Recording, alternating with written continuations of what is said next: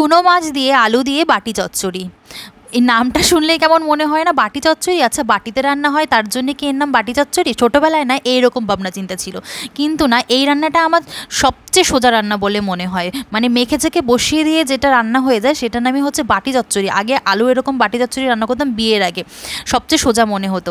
তো আজকে আমাদের বাড়িতে এরকম চুনো মাছ নিয়ে এসেছিলো। এই মাছটা কাটতেও হয় না, ভালো করে ধুয়ে নিতে হয়, ঝুড়িতে করে ধুয়ে নিয়েছি। এবার আলুটা ওরকম সরু সরু করে কেটে নিয়েছি। এবার একে একে অনেকটা পেঁয়াজ কুচি, তার মধ্যে রসুন থেতো, আদা কুচি দিয়েছি, টমেটো কুচি, মুঠো ভরে লঙ্কা কুচি দিয়েছি, লবণ হলুদ আর অনেকটা তেল, ব্যাস। এবার ভালো করে কড়াইয়ের মধ্যে করেই মেখে নিয়েছি।